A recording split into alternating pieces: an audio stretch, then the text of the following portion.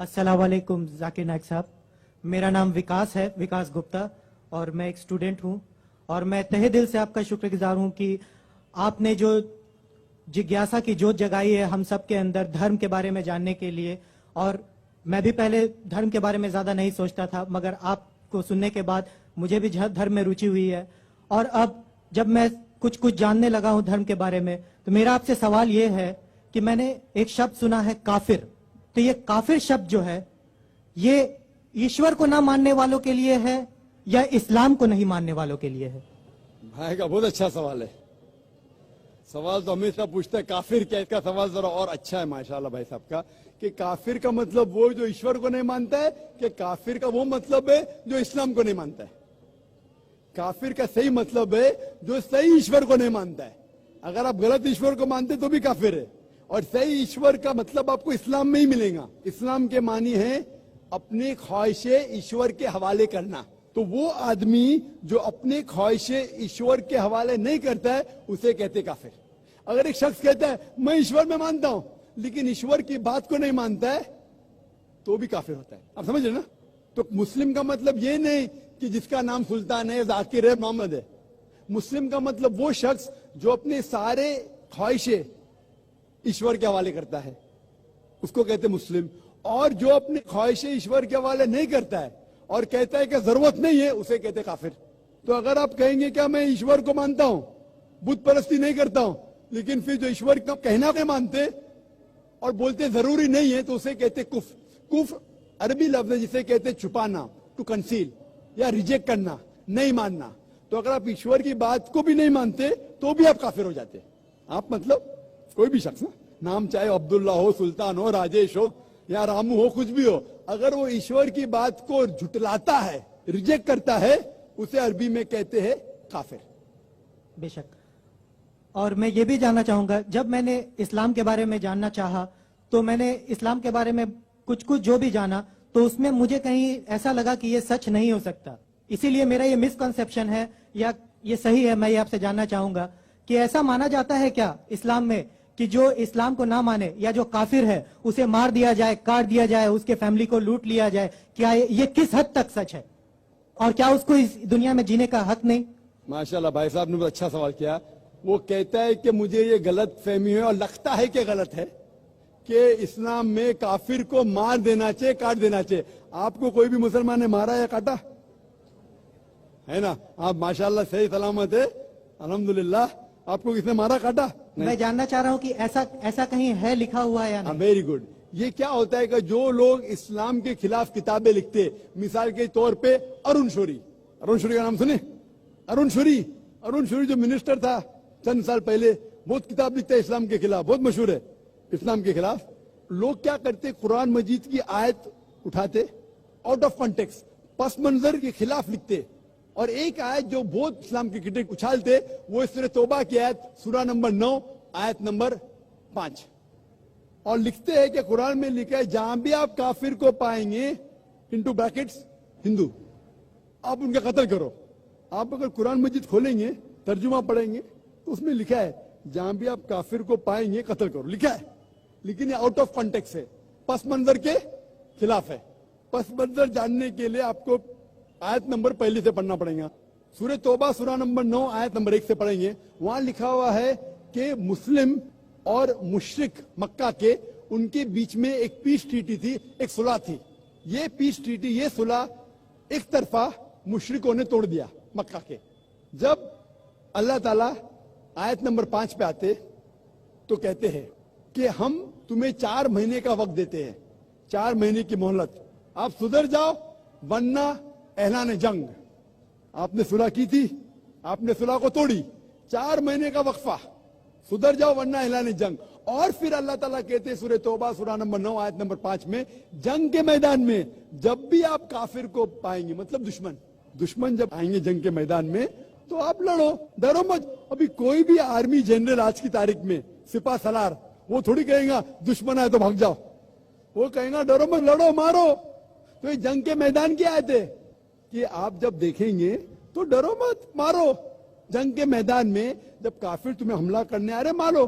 और अरुण शौरी आयत नंबर 5 से उड़ी मारते आयत नंबर 7 में। उसने किताब लिखी वर्ल्ड ऑफ फतवास इस्लाम के खिलाफ। आयत नंबर 5 से जब मारते हैं आयत नंबर 7 पे, 5 के बाद क्या आता है? 6 को खा जाते। क्यों? 6 में उसका जवाब है, उसकी बीमारी का जवाब है। आयत नंबर 6 में सूरह तौबा के अल्लाह ताला फरमाते कि अगर कोई काफिर सुलह चाहता है उसे छोड़ो मत दो, उसे ऐसी अमन के जगह पर महफूज पहुंचाओ। क्या कहता है अल्लाह ताला? अगर कोई काफिर सुलह चाहता है, अमन चाहता है, उसे छोड़ो मत दो, उसे संभाल के हिफाजत के साथ महफूज जगह पे जाके छोड़ो। Escort him to a place of security. आज का सिपा सलार सबसे दयालु क्या बोलेगा? दुश्मन को जान दो। यहां अल्लाह ताला के सिर्फ छोड़ो मत, ऐसी जगह पे लेके जाओ हिफाजत के साथ जहां वो महफूज है। समझ रहा?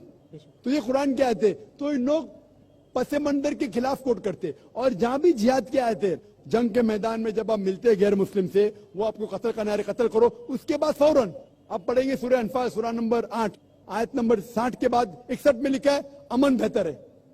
महाभारत में कत्ल करने के कितने श्लोक आते? कितने? हजारों, कुरान से कई ज्यादा। तो महाभारत जानते हैं आप ना? जब मैं हिंदू से पूछता हूं महाभारत में झगड़ने के कितने, लड़ने के कितने श्लोक है, तो वो हिंदू मुझसे कहता जिहाद है। के खिलाफ मैं कुछ नहीं कह रहा, क्योंकि हमारे धर्म में भी धर्म युद्ध है। सुनिए मेरी बात ना, धर्म युद्ध है बराबर। तो हिंदू मुझसे कहता है ये जो धर्म युद्ध है क्या है? बातिल के खिलाफ है। वो बातिल को झगड़ने का लिखेला महाभारत में। तो मैं कहता हूं कुरान में भी वही लिखा है, किसका कत्ल करो? जो धर्म के खिलाफ है। आप समझे ना? धर्म युद्ध मतलब हक और बातिल के खिलाफ झगड़ा। तो बातिल को कत्ल करने का लिखा गया महाभारत में, वही लिखा है कुरान में। और भगवत गीता, भगवत गीता जानते? सबसे ज्यादा पढ़ी जाने वाली किताब भगवत गीता। श्री कृष्ण अर्जुन को सलाह देते हैं। अब जब भगवत गीता पढ़ते हैं चैप्टर नंबर 1 भाग नंबर 1 श्लोका नंबर 42, 43, 44, 45, उसके अंदर अर्जुन कहता है, झगड़ा होता है अर्जुन पांडवास और कौरवास। पांडवास 5 भाई, कौरवास 100 भाई। अर्जुन जंग के मैदान में हथियार को जमीन पे रखता है और कहता है मैं जंग के मैदान में निहत्था मरना पसंद करूंगा बनिस्बत अपने रिश्तेदार से झगड़ा करूं। उसके फौरन बाद, चंद श्लोक बाद, भगवत गीता भाग नंबर 2 श्लोका नंबर 2 और 3 में श्री कृष्ण कहते, क्या कहते? ए अर्जुन, तू बुज़दिल कब से हो गया? ये गलत ख्यालात तेरे दिल में आए कैसे? तू नपुंसक कैसा हो गया? इंपॉर्टेंट। श्री कृष्ण अर्जुन को क्या बोलते हैं? इंपॉर्टेंट, नपुंसक। कौन कह रहा है? श्री कृष्ण अर्जुन से। बुज़दिल कब से हो गए? क्षत्रिय का धर्म है लड़ना। फिर भगवत गीता भाग नंबर 2 श्लोका नंबर 31, 32 और 33 में कहते क्षत्रिय का धर्म है लड़ना। अगर आप नहीं लड़ेंगे तो आप सफलता पाएंगे नहीं।